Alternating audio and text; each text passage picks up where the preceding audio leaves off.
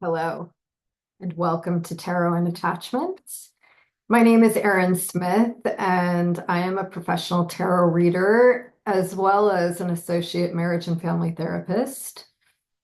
And I thought I would take this opportunity today to look at the cards and investigate certain significant astrological themes that are happening today and in the next couple of days. So today, Saturn is moving into the sign of Aries. And this doesn't happen that often. It takes roughly 30 years for Saturn to make its way around the zodiac and come back into a placement. So the last time that Saturn was in the sign of Aries was from 1996 to 1999. So it might be interesting to reflect back and see what themes were emerging in your life and within the collective during that period of time. And then we're also having a new moon in the sign of Gemini on Monday. So we are beginning a new moon cycle. And it is interesting, these energies combined. Like, what does this new phase of life look like? What energies are alive and present in the moment?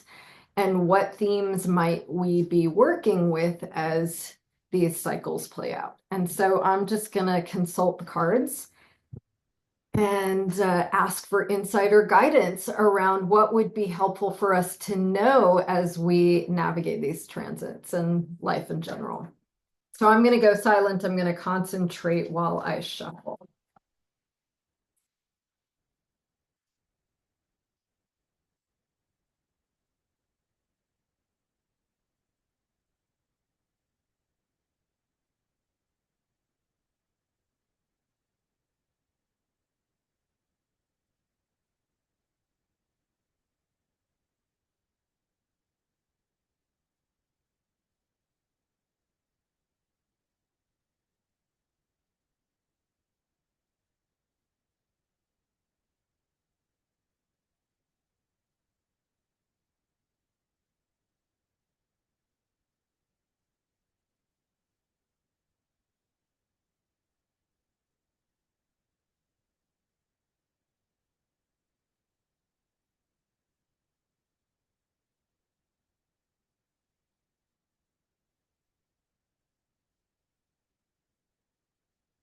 Let's say a prayer over these cards.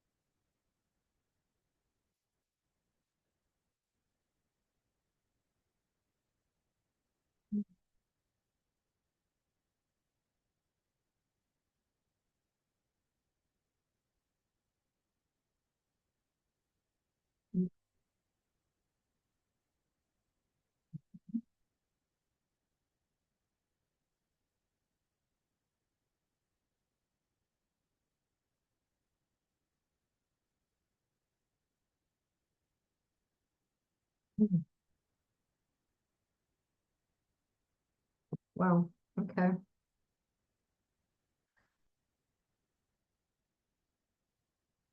So there's definitely archetypes that are coming up through the tarot that are supporting some of or aligning with some of the archetypes, the planetary archetypes.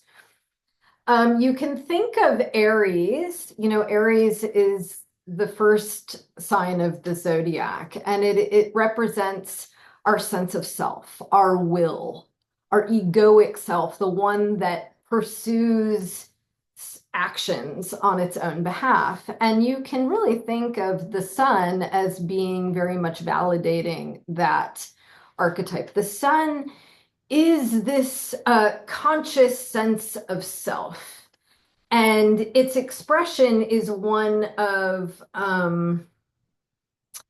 unmitigated expression. So ideally, the sun is asking us to connect with our authentic sense of who we are, of what our values are, of what is creatively invigorating, what we wish to express, the face that we wish to bring to the world is expressed through the sun. And when we feel safe and secure, we have the ability to do that without reservation. We're not shut down, we're not guarded, we're not assessing what you would like me to be. It's coming from a place of identifying within myself what is joyful, what feels most alive, and being able to send that out into the world in such a way that it attracts people and opportunities to me that allow me to shine even more brightly. That is really the nature of the sun. And in many ways, you can think of that as being one of the expressions of Aries. And that there's a kind of heat or a passion that's associated with that. I mean, clearly there's a heat associated with the sun. The sun is life-giving. It brings warmth. It allows things to grow. And this sort of heat or passion can be expressed through creative action. And that is really what wand energy is asking us to tap into. And certainly the Queen of Wands, she is one who is masterful and mature. Somebody who has learned through the experience of living how to direct her creative energy rightly. And certainly mastery and maturity is an archetypal theme that is associated with Saturn. So this coming together of passion and directing your passion in such a way that you can become masterful, right? So you might look at it like this. You may be a passionate musician, somebody who is drawn to express yourself through music, but you're not really going to be very effective at bringing that to the world, at allowing that energy to come through you until you've learned to play your instrument, right? And as any of you know who play an instrument, and I will be honest, I don't, although I've certainly picked up an instrument before. And what I could never get past is the way that it sounds in early on in the beginning when you're just learning to do something. I mean, nobody comes out of the gate being a virtuoso. You have to practice. You have to put in the time and the energy and the effort. And particularly in the early stages of that development, it is the passion and spark of creativity that will carry you through until you begin to become familiar with the process of playing. And then, when your skill matches your creative interest, there's a kind of magic that happens. And again, that's when you are able to express from this powerful, effective, authentic voice that that allows things to happen in your life. So this taskmaster energy of Saturn, the learning to grow your skill set through consistent, fastidious effort. This is Saturn's influence coming together with the spark of creative passion. You can see how that's a potent combination of energies. And how this might play out over time in your life. What are you interested in creating? And are you willing to put in the work in order to bring it into being in a stable manifestation? So I think also similarly, the archetypal nature of Saturn, in some ways, it is very much associated with death. It is associated with winter, this time of dormancy, of hibernation, where the earth goes to die. This is, winter is Saturnian in its nature. It's cold. Some of the associations with Saturn are black, coldness, death. Uh, Saturn is considered father time, and Saturn eats his children, as time will consume us all, right? Every single one of us will die at some point. And so these are some of the sort of, the darker sides of Saturn. But also associated with Saturn is wisdom. Similarly, the more we age, the closer we get to death, but also the more wisdom we acquire through the experience of living. And so these two things are inextricably linked. But there's also just a significant emphasis here on endings. We're ending a cycle, which gives way to a new cycle. And inevitably, this will always be the case for all of us. As we leave one phase of life, we come into a new phase of life. And each of these energies is being called to be to be acknowledged. So in order to move forward with will and intention, it is important to notice what it is that we are leaving behind, what we are letting go of in order to facilitate this movement forward. And certainly, there are the Chariot is a card of will. It is, in essence, setting your sights on a clear intention and moving towards it. And the promise of the Chariot is that when you direct your will rightly, you will bring it in, you will be successful. You will bring that intention into being. And that there's a kind of balance here. The passion of your creative inspiration, there's a sort of erratic and unstable quality to it. The fire, it moves. It's a kind of an unstable form. And then Saturn comes in to balance that out. It's this cold, hard substance that is grounding the flame of passion. And again, when you combine these two energies, there's this sense of being able to get real traction. You move forward because of the power of your intent, but you're able to do it in such a way because you're dedicated to progress. And then there's a kind of, this is an interesting card to come up in relation to all of this. The Six of Cups is a very sweet expression of unconditional love.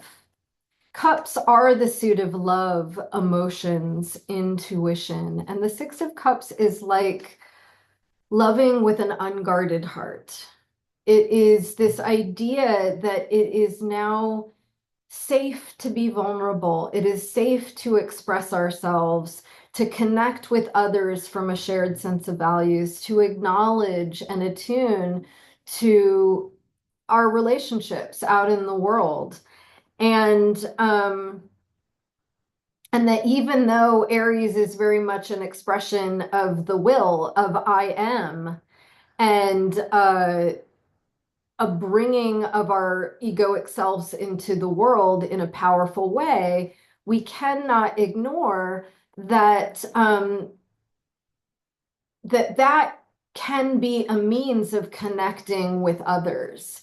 And in fact, that's probably the right use of that energy. It's the difference between yeah, if you're self-centered, if you're solely focused on your own interests and succeeding and getting ahead, to the exclusion of others, if you are willing to advance your own interests at the expense of others, then that is going to be a very different kind of experience than expressing yourself authentically to serve as an inspiration to others and also to connect you to others who share these similar sensibilities.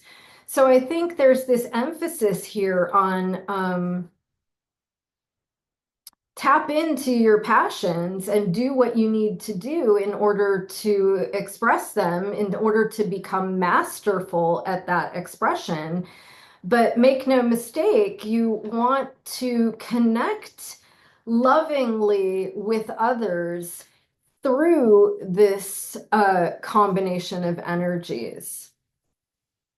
So the other thing that's coming up here, which I think is super interesting, in some ways these feel like two different readings. But I guess I'm going to just go back to this idea of, as we're moving forward in this new phase, it is important to reflect on what we are leaving behind.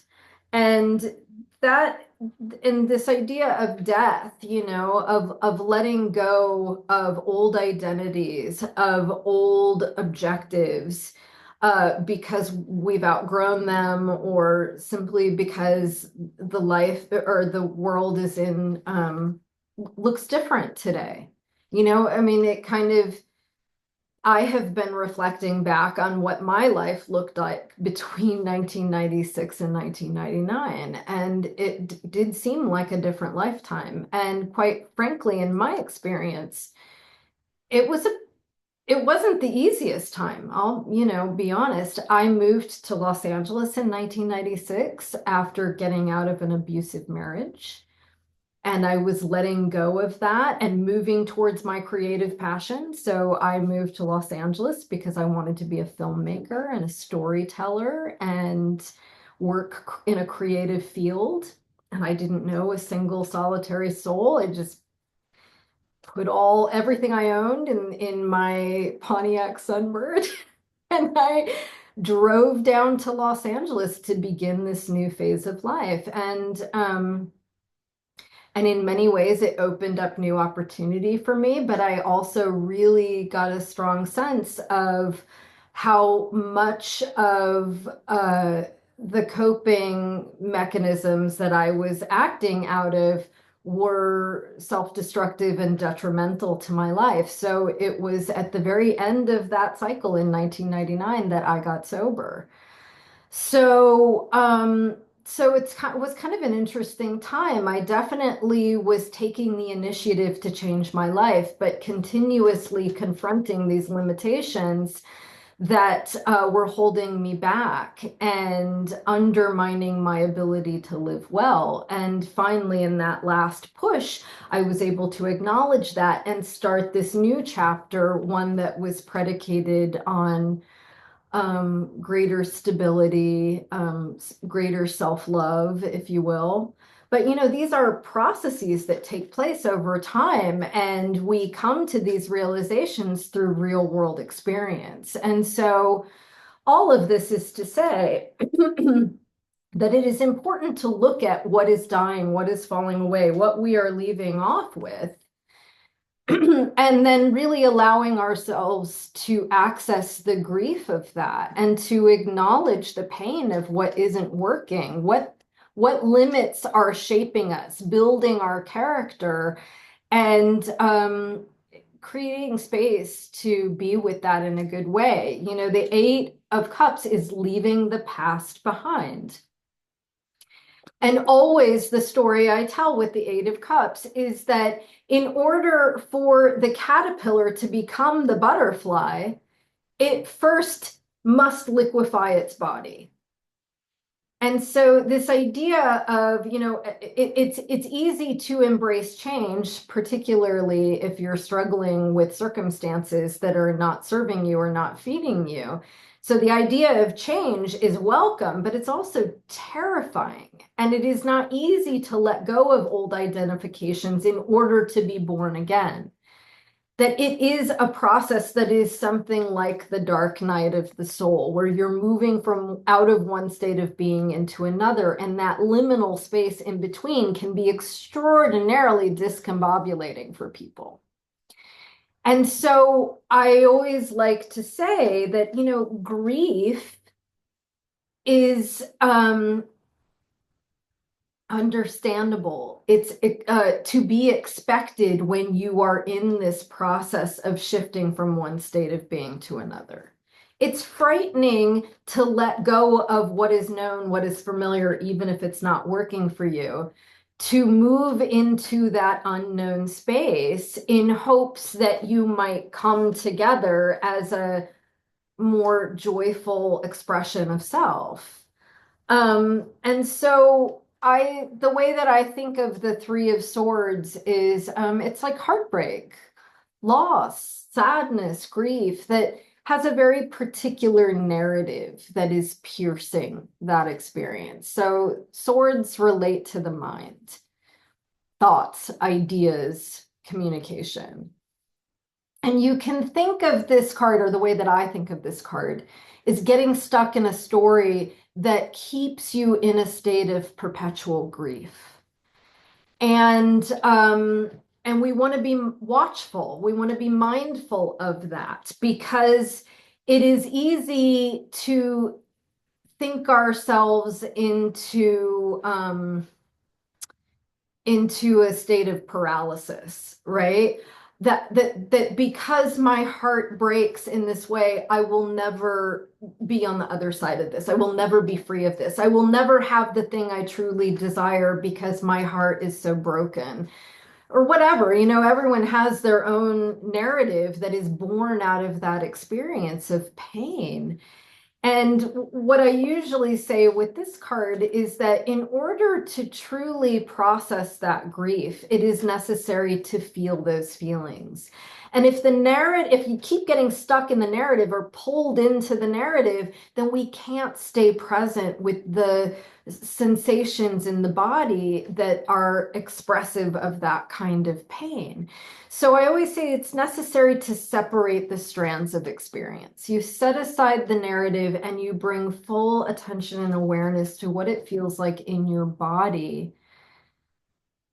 And really mourn the loss of whatever it is that you're letting go of, in order to create space for something new to come in. And then another thing that's essential to keep in mind in this process is that when we have experienced significant pain, it is also easy to get stuck there because we just are hardwired to pay attention to the negative. It's called negativity bias in psychology. And we can become obsessed with our own pain, this sense of loss, what didn't happen, who didn't love us. And it is easy to put that narrative under the microscope so that that's all that you can see. It eclipses all evidence to the contrary. And this is really what the Five of Cups is trying to get us to become aware of. Where have we been captured by this experience of difficulty or struggle to the extent that we are not paying attention to the elements in our present that are actually offering us an opportunity for love, connection, comfort, soothing, joy, unconditional love? You know, the figure is turned towards what has been lost, And in doing so, he has lost his ability to connect to an expression of true love. Two of Cups in the tarot is indicative of true love and connection. In order to avail ourselves of that, we have to turn towards it, or at least create space for it. These two states are not mutually exclusive. You can grieve the loss of something and still be emotionally resourced, still allow others to connect with you in that state of pain and offer you that kind of compassion and unconditional love. It isn't either or, it's and both. And so I think what the cards are saying is that even as we move forward into this next phase, which is offering us a lot of excitement and passion and momentum to do great things, that there is something that we're letting go of or leaving behind, or something that's dying inside of our experience that needs to be tended to in a good way. We have to give it its due in terms of the grief that we feel without becoming captured by it, without reducing ourselves or our experience to that flattened aspect of only seeing the darkness. We have to be balanced, hold space for both, right? The depth of the experience and the lighthearted expression of what is to come. So, gosh, I don't know if that landed with any of you. Those are some things I've been reflecting about. You know, again, looking back at my own life and seeing the themes that emerged, I'll be interested to see how it is now. The other thing that is interesting is that in 1999 was sort of the beginning stages of my solar return. And so now I'm a lot closer to my second solar return, right? I'm not quite there, but I'm almost there. I'm older. And as I said, you know, as we age, we tend to see things in a new perspective. So I'm excited to see how this phase might play out, and I am hopeful that together we can make some progress, some lasting progress towards the good of all people. That's all I've got. Uh, Many blessings on this new moon, set some intentions, and much love to you all.